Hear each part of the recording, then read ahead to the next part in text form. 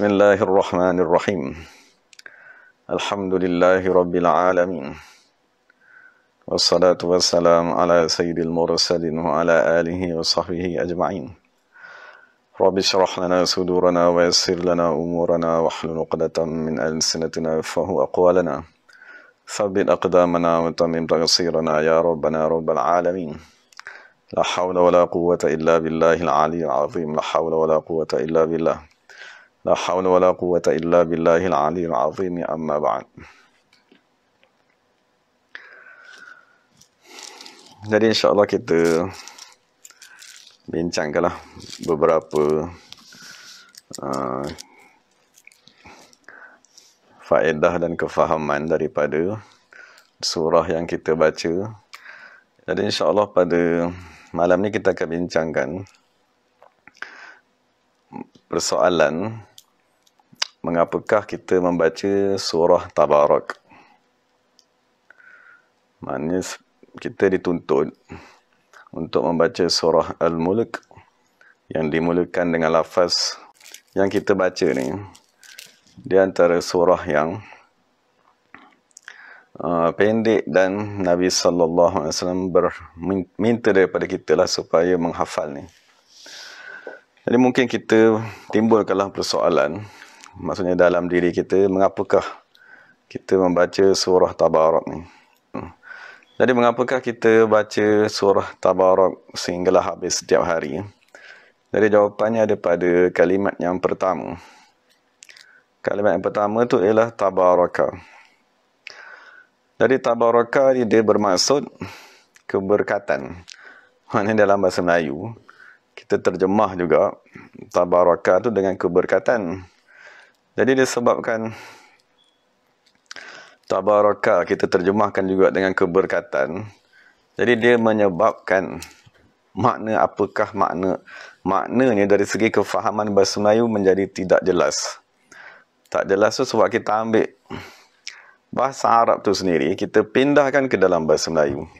Jadi dalam bahasa Melayu pun kita kata juga keberkatan, kan, moga-moga Allah berkati, saya nasib berkat dan sebagainya. Jadi persoalannya macam mana kita nak faham Tabaraka tu dari segi bahasa supaya kita dapat memahaminya dalam bahasa Melayu. Dari Tabaraka ni sekiranya diterjemahkan, dia bermaksud kebaikan yang banyak. Boleh? Maknanya Tabaraka. Jadi kalau kita terjemahkan lafaz Tabaraka ni, dia bermaksud kebaikan yang amat banyak. Kebaikan daripada Allah Subhanahu wa ta'ala yang amat banyak kepada makhluknya. Jadi persoalannya, macam mana kita nak memahami kebaikan tersebut? Kita nak faham kebaikan tersebut dalam kehidupan kita seharian. Maknanya sekarang kita maklum dalam rukun Islam yang ke-6, rukun Islam ke-6 tu kita kata wa antu'mina bil qadari khairihi wa syarrihi. Maksud kita beriman dengan takdir Allah Subhanahu wa ta'ala, sama ada takdir tersebut baik dan sebaliknya. Jadi makhluk yang disilahkan sebagai al-mumkin, makhluk seperti kita ni, dia ada dua kemungkinan, kebaikan dan kejahatan. Semua apa saja yang ada di keliling kita ni, dia berkebolehan menerima dua kemungkinan, kebaikan dan kejahatan. Apa saja contohnya seperti air. Air yang kita minum, dia boleh membawa kebaikan, membawa kesihatan, membersihkan buah pinggang dan seumpamanya. Dan waliyazbillah, air yang kita minum tu juga, dia boleh menyebabkan kesakitan, kejahatan kepada manusia, paru-paru berair dan sebagainya lah, waliyazbillah. Jadi sekarang ni, semua benda yang ada pada diri kita seperti telefon. Telefon yang ada pada diri kita ni, kita boleh gunakannya untuk kebaikan. Maksud telefon yang ada tadi sama ada kita gunakan untuk kebaikan, maksud kita gunakan dia untuk bersilaturahim, kita gunakan telefon tadi untuk bersedekah dan seumpamanya, ataupun kita gunakan telefon tadi itu untuk memindahkan perkhabaran yang dusta, ataupun kita gunakannya untuk mengumpat manusia dan seumpamanya. Semua barang yang ada di sisi kita, dia berkemungkinan untuk dihubungkan dengan kebaikan ataupun dihubungkan dengan kejahatan. Dan sebagai contoh juga, anak-anak dan isteri. Maksudnya anak-anak yang ada pada kita tadi tu, dia adalah satu makhluk yang mungkin. Satu makhluk yang dia istilahkan sebagai al-mumkin. Jadi makhluk tersebut, anak-anak kita yang ada depan kita tu, dia berkemungkinan dihubungkan dengan al-khair, kebaikan. Wa'iyazbillah, dan dia boleh berhubung dengan sebaliknya. Itu kita minta lindung daripada Allah.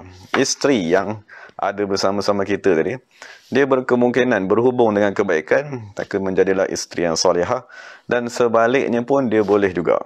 Jadi semua benda adat kan kita duduk. Tapi dalam masa yang sama, rumah tu juga yang kita duduk tu, dia boleh menyebabkan kita pening kepala. Kan dia boleh menyebabkan kita runsing nak membayarnya, ataupun seumpamanya sekejap rosak, sekejap ada masalah, jiran bermasalah, jiran ganggu. Jadi semua benda yang berada di sekeliling kita, kenderaan, kan sama ada kita naik dia tadi, menyelamatkan kita, menyampaikan kita kepada satu-satu tujuan, ataupun kenderaan tadi tu waliyazbillah sekejapnya rosak, kan, ataupun kenderaan tadi tu menyebabkan kita lalai daripada Allah Subhanahu Wa Taala. Jadi kesemua benda yang berada di sisi kita, dia sama ada dihubungkan kepada al-khair ataupun dia dihubungkan kepada asyar, kejahatan. Jadi persoalannya, disebabkan al-mumkin, dia berada di atas dua timbangan, kebaikan dan kejahatan. Maksudnya dia boleh baik dan dia boleh jahat. Semua benda al-mumkinat ni, segala makhluk-makhluk ni, dia boleh terzahir, dihubungkan dengan kebaikan dan kejahatan. Maka persoalannya, macam mana kita nak beratkan sebelah yang baik ni? Maksudnya, apa saja yang Allah kurniakan kepada kita, kita nakkan makanan yang kita makan tadi tu, dia diberatkan neraca kebaikannya. Maksudnya kita makan nasi tadi, dan kita makan buah-buahan, kita minum air, kita nak bagi supaya makanan yang kita makan ni memberi kebaikan kepada diri kita. Maksudnya tak menyebabkan kita sakit, wa'iyazbillah, tak menyebabkan kita makan tadi makin lalai, makin susah nak berzikir, kan, tak menyebabkan kita makan tadi kita makin hati menjadi keras. Jadi macam mana nak memberatkan neraca kebaikan supaya dia boleh mengatasi kejahatan sesuatu benda? Maka caranya ialah dengan keberkatan. Jadi itulah makna keberkatan. Keberkatan maknanya kebaikan yang banyak. Keberkatan dia bermaksud memberatkan sebelah baik. Maksudnya kalau kita ada dua benda yang kita ada neraca sama berat, jadi kita kena cari satu benda untuk kita letak di sini supaya kebaikannya mengatasi kejahatannya. Jadi apakah yang akan memberatkan neraca kebaikan? Yang akan memberatkan neraca kebaikan itu ialah al-barakatu, keberkatan. Boleh? Jadi sebab itulah bila kita makan, contohnya kita nak makan, kita baca Allahumma barik lana fi ma razaqtana. Maknanya makanan yang ada depan kita tu, dia boleh dihubungkan dengan kebaikan. Maksudnya kita makan, badan kita makin sihat. Kita makan, makanan tadi tu menjadi ubat kepada penyakit dalam badan kita. Kita makan tadi tu menyebabkan kita makin ingat pada Allah. Itu dia panggil barik lana. Tapi kalau kita tak beratkan neraca kebaikan dengan keberkatan, maka dia akan jadi masalah, pergi kepada neraca kejahatan lebih berat. Itu yang kita minta lindung daripada Allah Subhanahu Wa Taala. Jadi untuk kita dikurniakan dengan al-barakatu, untuk kita tadi dikurniakan dengan keberkatan, supaya apa saja yang berada di sekeliling kita diberatkan sebelah kebaikan, maka itulah makna tabaraka. Tabaraka yang bermaksud keberkatan tadi. Maksudnya bila kita baca surah Tabarak, daripada lafaz yang pertama tu, kita kena niatkan supaya Allah Subhanahu Wa Taala memberikan kebaikan kepada diri kita. Maknanya pertama, bila kita baca Tabarak, kita memuji Allah. Kita kata Tabarakallazi, maha banyak kebaikan Allah Subhanahu Wa Taala. Jadi bila kita baca Tabarak tu, kita kena menghadirkan makna. Maksudnya kalau kita baca Subhanallah, makdaku menyucikan Allah. Alhamdulillah, segala kepujian kepada Allah Ta'ala. Allah Ta'ala, maha tinggi Allah Subhanahu Wa Ta'ala. Jadi bila kita baca Allah Tabaraka, ataupun Tabarakallazi, ataupun Tabarakallah, kita kena niat, kita sedang memuji Allah Subhanahu Wa Taala dengan kebaikan yang amat banyak di sisi Allah Subhanahu Wa Taala. Jadi persoalannya, bila kita kata tabarakallah, maksudnya alangkah banyaknya kebaikan di sisi Allah, maka Allah akan balas. Apabila Allah balas, dia akan jadi al-barakatu, keberkatan kepada diri kita. Jadi itulah tujuan, kan, moga-moga daripada kalimat yang pertama tu, mengapakah kita membaca surah Tabarak? Supaya kita tadi dikurniakan dengan keberkatan. Jadi itu pertama sekali lah yang kita nak bincangkan, mengapakah kita membaca surah Tabarak, dan kita moga-moga kita memahami makna keberkatan tu. Maksudnya keberkatan ialah kebaikan yang banyak. Jadi persoalannya, mengapa kita perlu kepada keberkatan? Untuk memberatkan neraca. Neraca setiap benda yang berada pada diri kita. Maksudnya, anak tadi kita nakkan dia tadi lebih baik. Dia baik, dan kebaikannya tadi mengatasi kejahatannya. Sebab kalau kita baca dalam Quran, apabila dibincangkan tentang ahli neraka, dia akan kata, Rabbana ghalabat alaina syiqwatuna. Wahai Allah Subhanahu Wa Taala, syiqwatuna, syiqwah ni maksudnya kejahatan. Kejahatan ghalabat, mendominasi. Maksudnya kejahatannya lebih berat daripada kebaikannya. Jadi kejahatan inilah yang menguasai, yang dihubungkan kepada orang tersebut, maka akhir sekali dia masuk ke dalam neraka Allah Subhanahu Wa Taala. Jadi yang kita mohon apabila kita membaca surah Tabarak, maksudnya Allah Taala nak mengajar kepada kita, wahai manusia, kamu hendaklah mencari keberkatan tersebut. Kan, maksudnya sepanjang kita hidup di dunia ni, Allah Ta'ala bagi masa umur kita 20 tahun, 30 tahun, maka kita usahalah untuk mencari keberkatan. Jadi itu kefahaman ataupun daripada surah Al-Mulk. Maksud surah Al-Mulk dia berkata, bila kita kata Tabarakallazi, dia ialah peringatan kepada kita. Peringatan kepada kita supaya mencari al-barakah, keberkatan. Cuma keberkatan tu ialah memberatkan neraca kebaikan bagi sesuatu perkara. Semualah apa saja yang Allah Ta'ala kurniakan kepada diri kita. Mata, sekiranya mata kita tadi diberkati Allah Ta'ala, kita akan gunakan mata tersebut untuk memandang Al-Quran. Kita akan gunakan mata tersebut untuk memandang kepada kedua ibu bapa.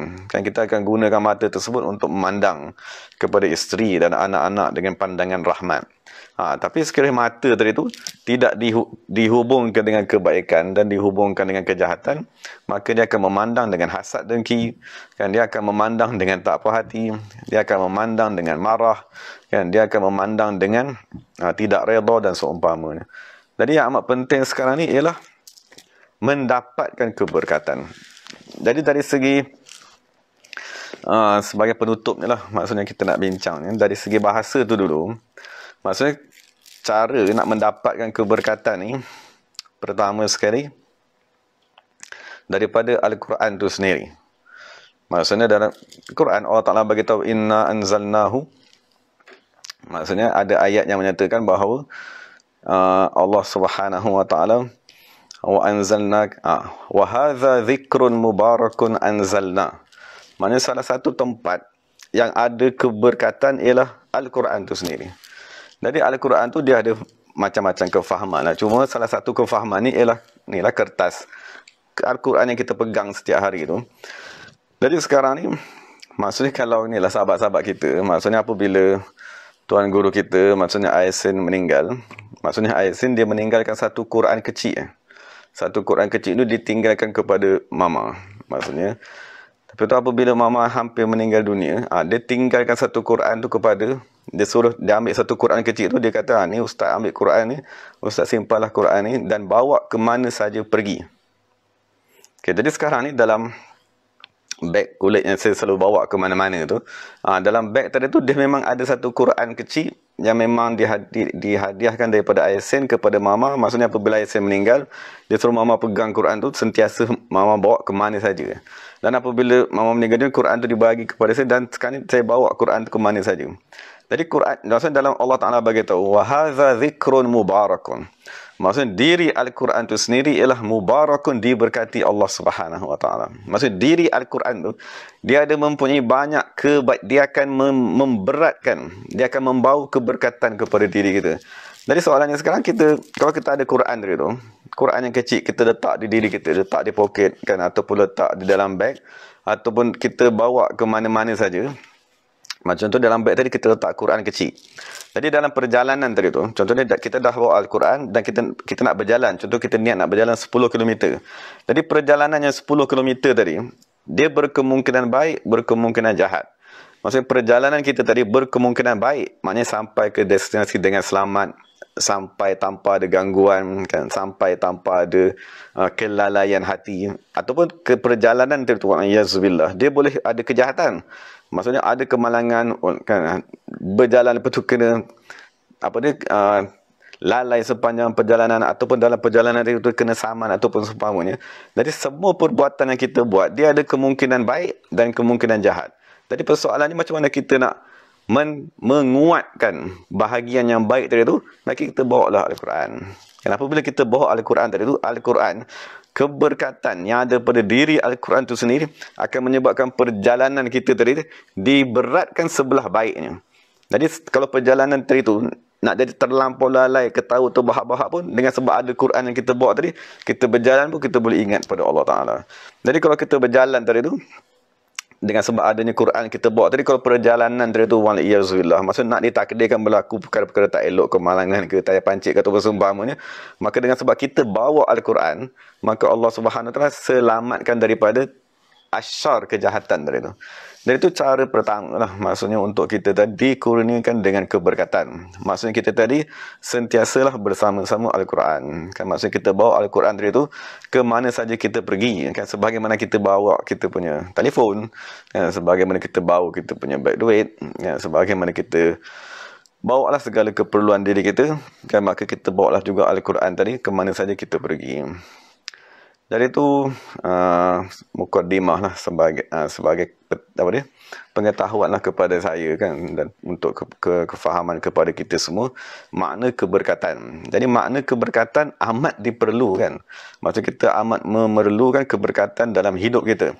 Maksud cuma bila kita baca tabarakallazi, maksudnya dia ialah satu peringatan supaya Allah cakap kepada kita, hai manusia, carilah keberkatan tersebut.